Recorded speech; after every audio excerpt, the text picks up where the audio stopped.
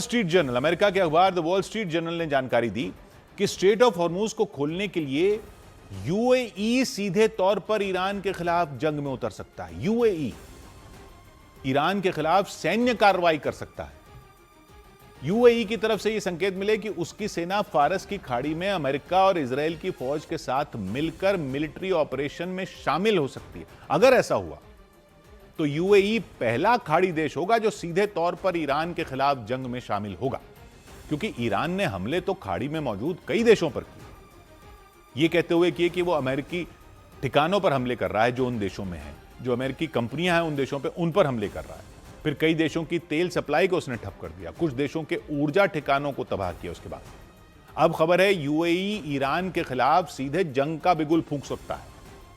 अमेरिकी अखबार ने बताया ये कि केवल सीधी जंग ही नहीं, यूएई ने ईरान को घेरने के लिए संयुक्त राष्ट्र में भी कोशिशें शुरू कर दी हैं। यूएई ने संयुक्त राष्ट्र सुरक्षा परिषद में, सिक्योरिटी काउंसिल में प्रस्ताव दिया, हॉर्मूज गलियारे को जबरन खोलने के लिए सभी तरीकों का इस्तेमाल करने की अनुमति मांगी गई। सभी तरीके यानी चाहे जंग ही क्यों ना करनी पड़े। हॉर्मूज सिक्योरिटी फोर्स नाम से एक अलग सेना बनाने का प्रस्ताव रखा यूएई ने। यूएई के मुताबिक यह फोर्स हॉर्मूज गलियारे में जहाजों की सुरक्षा करेगी। अमेरिका के साथ यूरोप के देशों से इसमें शामिल होने की यूएई ने अपील की। एशिया के देशों से भी समुद्री रास्ते को सुरक्षित बनाने के लिए इसमें साथ आने की अपील की। सिक्योरिटी फोर्स बनाने की बात कर रहा है यूएई। तो अमेरिकी अखबार ने बताया कि यूएई का मानना है कि अगर सुरक्षा परिषद से प्रस्ताव को मंजूरी मिल गई तो इससे बहुत कुछ बदल जाएगा। जंग में सीधे सीधे उतरने से झिझक रहे एशिया और यूरोप के देश हॉर्मूज गलियारे को खुलवाने में मदद करने के लिए आगे आ सकते हैं। स्ट्रेट ऑफ हॉर्मूज के बंद होने से यूएई को भी रोजाना भारी नुकसान उठाना पड़ रहा है। सभी खाड़ी देशों को नुकसान उठाना पड़ रहा है। पूरी दुनिया में होने वाली यूएई की कच्चे तेल की सप्लाई भी लगभग ठप हो गई है। कच्चे तेल की सप्लाई करके ही यूएई काफी कमाई करता है, और उसके अलावा कच्चे तेल के अलावा यूएई का बड़ा कारोबार बाकी सब सामान का भी है। वो एक ट्रेडिंग नेशन है, व्यापार वाला नेशन है, तो उसकी अर्थव्यवस्था व्यापार से चलती है, और व्यापार होता है सारा स्ट्रेट ऑफ हॉर्मूज से। इसीलिए उसकी अर्थव्यवस्था की लाइफलाइन वो माना जाता है।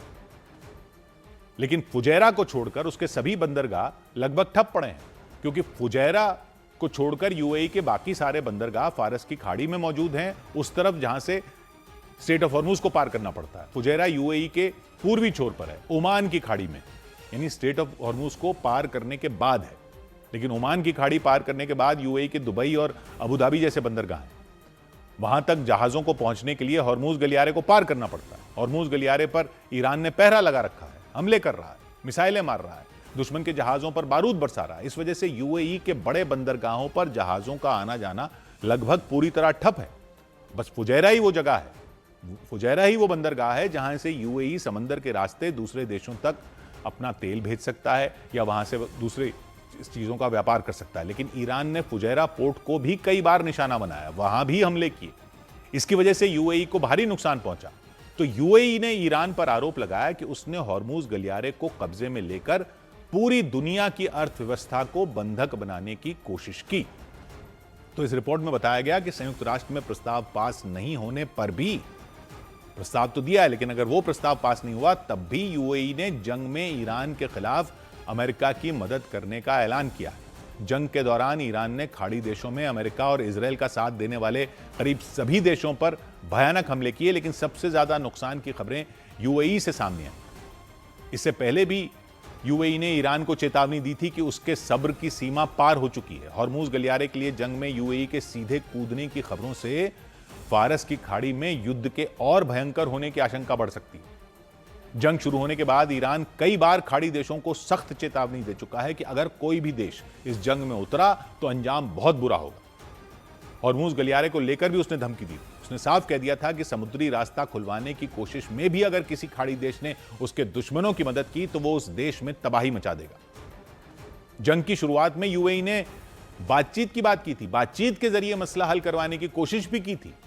ईरान के सुरक्षा अधिकारियों ने जंग के शुरुआती दिनों में यूएई के अबू धाबी शहर का दौरा भी किया था, लेकिन खबरें हैं कि जंग के एक महीना बीतने के बाद यूएई ने अपना इरादा बदल दिया। उसने टेबल पर बैठकर बातचीत की बजाय अब जंग के मैदान में ईरान से दो दो हाथ करने का फैसला कर लिया। उधर ईरान ने इजराइल के तेल अवीव में एक के बाद एक मिसाइल हमले कर दिए, कई इमारतें, कई मकान, कई गाड़ियों को नुकसान पहुंचाया। ईरान ने तेल अवीव में 11 अलग अलग जगहों पर मिसाइलें दागी, ऐसा दावा किया गया और वहां रहने वाले लोग खौफ से भर गए। तेल अवीव के एक इलाके में एक रिहायशी इमारत को निशाना बनाया गया। हमले के बाद इमारत की सूरत बदल गई, इमारत को भारी नुकसान हुआ। आसपास कुछ गाड़ियां भी खड़ी थी, सभी गाड़ियां उस इमारत के मलबे के नीचे दब गईं, शीशे चकनाचूर हो गए। वहां सड़कों पर सिर्फ मलबा और गाड़ियों के टूटे शीशे ही पड़े दिखाई दिए। इमारत में रहने वाले लोग बुरी तरह डर गए, उन्हें अपनी आंखों पर यकीन ही नहीं हुआ, क्योंकि इस हमले से पहले वहां सब कुछ सामान्य था, लोग आराम से अपने घरों में बैठे हुए थे। अचानक वहां सायरन बजने शुरू हो गए, लोग अपने मकान छोड़कर बंकरों में छिपने लग गए, जैसा हर बार हो रहा है वहां पर। हमला होने के बाद जब वो लोग बंकरों से बाहर निकले तो उन्होंने देखा कि उनके मकान तबाह हो चुके थे, गाड़ियां कबाड़ बन गई थी। वो इलाके का हाल देखकर ही घबरा गए, इधर से उधर भागते नजर आए। तेल अवीव के कई दूसरे इलाकों में भी ईरान के हमलों से हाहाकार मच गया। वहां के एक इलाके में ईरान की तरफ से 2 बार हमले किए गए, एक के बाद एक 2 मिसाइलें दागी गई। पहली बार जब हमला हुआ, उस इलाके में रहने वाले सभी लोग बंकरों में जाकर छिप गए। बाद में वो लोग बंकरों से बाहर निकले ही थे कि दोबारा सायरन बजने शुरू हो गए। दूसरे हमले का अलर्ट जारी कर दिया।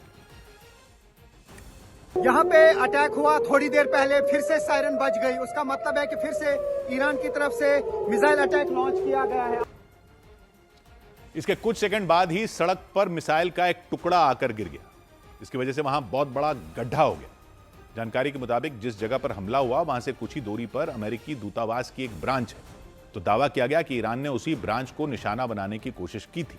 तो मिसाइल का टुकड़ा गिरा। अब वो हवा में इंटरसेप्ट की गई इसलिए आकर टुकड़ा गिरा, या इंटरसेप्ट नहीं की जा सकी इसलिए आकर गिरा, ये तो पता नहीं, लेकिन ईरान का निशाना चूक गया। मिसाइल उस ब्रांच से थोड़ी दूर सड़क पर आकर गिर गई। ये बिल्कुल टेल अवीव के बीचों बीच है और यहाँ पर ही यूएस की एम्बेसी का ब्रांच है। बिल्कुल नजदीक कुछ ही मीटर की दूरी पर यूएस एम्बेसी का ब्रांच है और ये बिल्कुल बीच के साइड से ये अटैक हुआ है। हमले के तुरंत बाद पुलिस बड़ी बड़ी मशीनों के साथ वहां पहुंची। पहले उस गड्ढे के आसपास बैरिकेडिंग की, रास्ते को बंद किया, फिर मशीनों के जरिए गड्ढे को भरने का काम शुरू किया गया। थोड़ी देर बाद इजरायली सेना के कुछ जवान भी वहां पहुंच गए। वो हालात को संभालने में जुट गए। उन्होंने उस रास्ते के आसपास इकट्ठा हुए लोगों को वहां से हटाना शुरू कर दिया ताकि उस सड़क की मरम्मत का काम जल्दी पूरा हो सके, रास्ते को दोबारा खोला जा सके। इजरायल के यरूशलेम में भी ऐसा ही हुआ। वहां भी ईरान की मिसाइलों ने हमला किया। एक इलाके में हुए मिसाइल हमले से एक मकान पूरी तरह बर्बाद दिखा। मकान के दरवाजों से लेकर खिड़कियों तक सब कुछ तहस नहस दिखा। वहां पर सारा सामान बिखर गया, फर्नीचर के टुकड़े टुकड़े हो गए।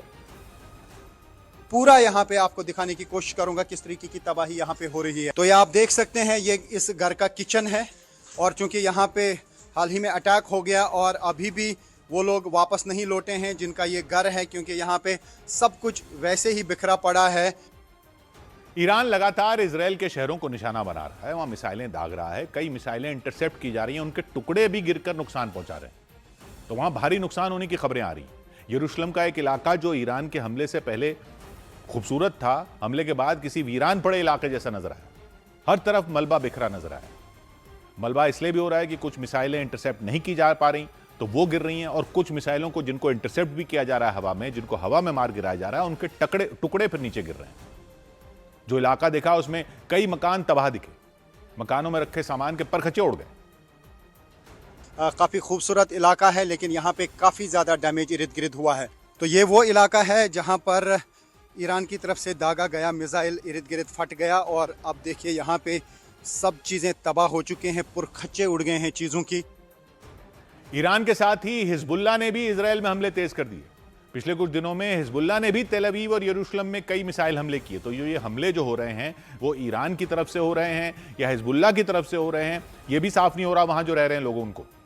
इन हमलों की वजह से इजरायल में अब तक 20 लोगों की मौत हो चुकी है, ऐसा बताया गया। इसके अलावा हजारों लोग घायल हो गए। करीब 8,000 लोगों के बेघर होने की भी खबरें सामने आई, क्योंकि ईरान और हिजबुल्लाह के हमलों में उन लोगों के मकान तबाह हो गए।